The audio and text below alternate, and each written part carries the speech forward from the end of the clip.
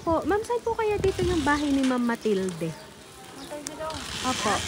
Matilde din po. Yes po. Dito po. Matilde ano po? Alday. Opo, Dayo. Si Ma'am Matilde Dayo. Dini po. Sige po. Thank you, ma'am. Saan po, ma'am, kaya ang bahay?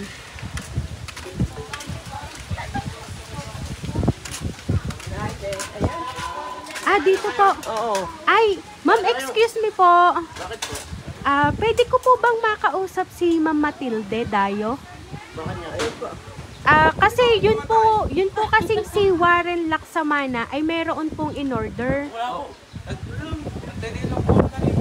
Nasaan po ba yung si Warren Laksamana? Kasi may in-order daw po siya, ma'am. Kaano-ano niyo po ba siya, ma'am? Apo niyo po.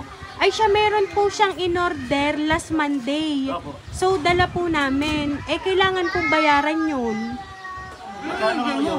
Po? Wala naman ako in-order. 7.5 po. 7.5. Ay, nandito po, ma'am. Idala po namin pati po yung resibo. Ito po yung Buklod Unlad 1. Barangay Dumantay, tama po? Ay siya, ay dito na nga Wala naman po. ako in-order. Nagtitingin lang tayo. Nagtitingin lang ako. Hiningit mo ka. Hindi. Ay, pepper na lang. Pepper mo. Opo, dito na lang po tayo sa labas. Pepper mo lang para... Opo, bali po sama na lang po dito si Ma'am Matilde Dayo. Yan, yung naman ako hindi magkaan niya. Para... Ano ko, hindi na kami nag-order sa gayaan. Yeah, makikisuyo na nga lang po. Ano yung in-order niyo? Pepper mo lang, pepper ba para... Ano po yun? Ano yung in-order? Hindi din ma'am namin alam nandito po kasi sa kahon. Hindi po namin alam ma'am kung ano po yung in-order ng bata.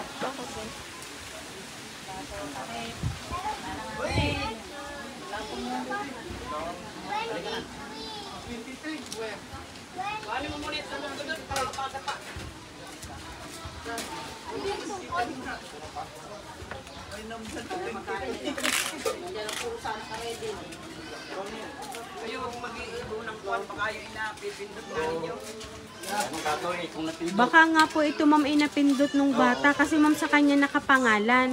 Tapos si under po noong pangalan noong si Warren Laksamana. Nakalagay po doon, Mrs. Matilde Dayo. Kailangan ng bayaran yun ngayon eh. Oo. Opo, kailangan po talagang bayaran, hindi pwedeng hindi po. Hindi ako makakansin. Hindi makakansin yun yata eh. Ay hindi po kasi ma'am, nandito na po kami, i-deliver na po namin. Ano ba yun? Ano ba yung i-deliver na yun? Nasa sa box po, nasa sa box po kasi ma'am, hindi din po namin alam ma'am. Ayun eh, babayaran na. Babayaran na nga. O, tingnan nyo na lang po muna ma'am, i-check nyo muna po bago po kayo pumirma, tapos saka nyo po bayaran. Hindi na pa naman ng basta paper mo lang. Sige po ma'am, dito na lang po tayo. Dito na nga. Sige ma'am, dun po sa may court, sa harap po ng court kasi nandun po nakapark yung sasakyan. Huwag mo na ano, babayaran mo ba? Oo. Sige po ma'am, lakad na po tayo. Hingin mo kay mama yan, Wari. Kay Popo na dyan sa lintek na... Ano ba gagawin? Ayun, hindi naman daw siya naka-order eh. Baka napindot nga eh.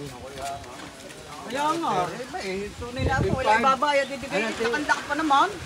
Oo, 7,500 din po yun. 7,000. Oo, 7,500 ho. Oo, yan. Ay, anong gagawin? Nakakamuti no? Siguro cellphone ng bata. Ay, napindot. Okay, ano po ma'am, dito po kasi ma'am nakalagay. Dito kayo ma'am sa side na ito. Yan, i-open ko lang to ma'am ha. Oo. Ay, sus Mario, Surprise! Happy birthday ma'am! Ayan, so Ma'am Matilde, happy birthday po! Ayan, at dahil na birthday mo ma'am, dito ka po ma'am kasi ma'am meron pong sorpresang hatid para po sa inyo. Diniga. Hindi ako live vlog eh. Ayan, ito po mga balloons para po sa inyo ma'am. Ayan.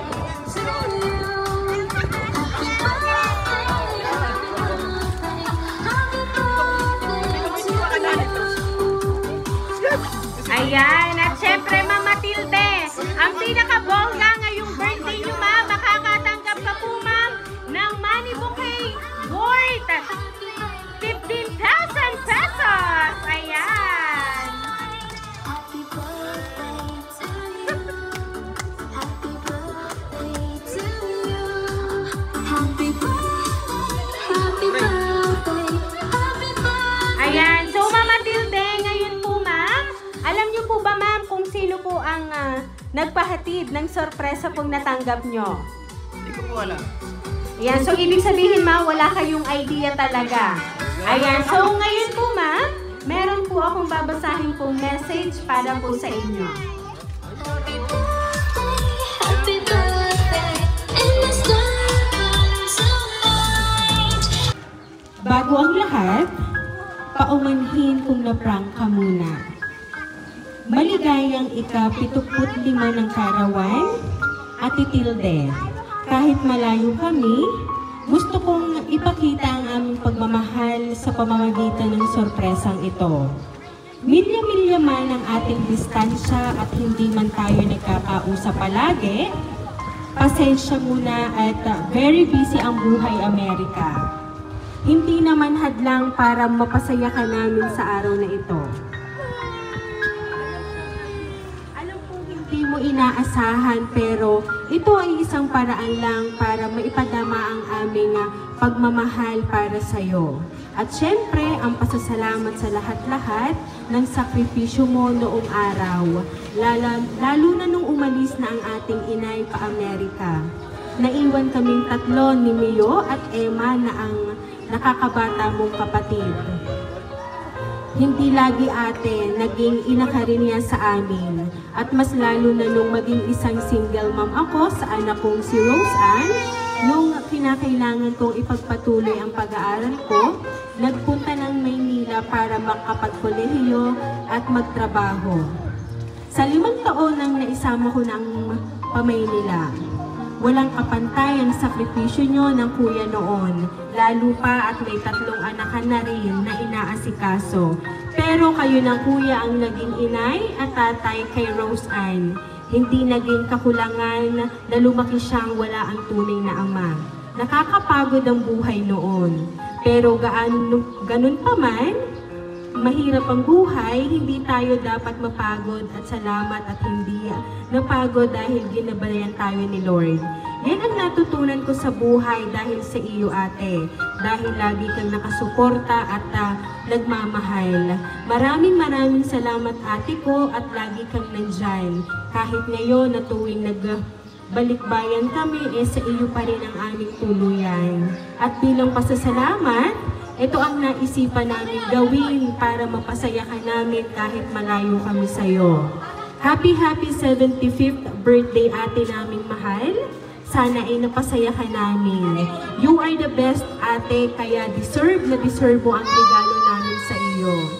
Enjoy your day ate. Nawa ay patuloy ka pang pagpalain ng Panginoon at bigyan ka pa ng mabuting kalusugan at mahabang buhay. God bless you ate at ang buong pamilya nyo. Nagmamahal mong mga kapatid at pamangkin.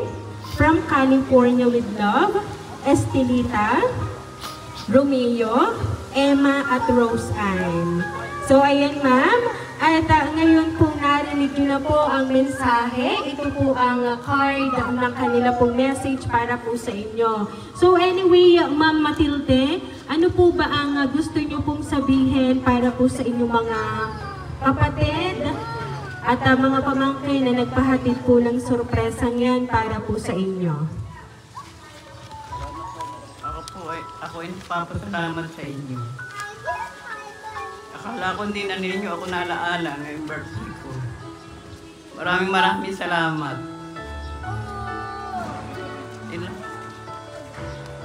Ayan. So sabi nga po nila sa sulat ma'am, paumanhin daw po dahil kayo ay na-prank.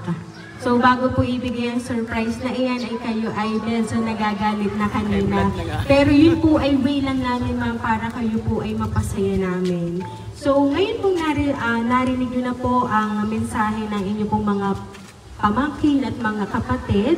Lagi nyo mong tatandaan na kahit malayo at milya-milya ang inyong distansya sa isa't isa, nandyan lang sila at deserve nyo po lahat ng natanggap nyo po ngayon po nga birthday nyo.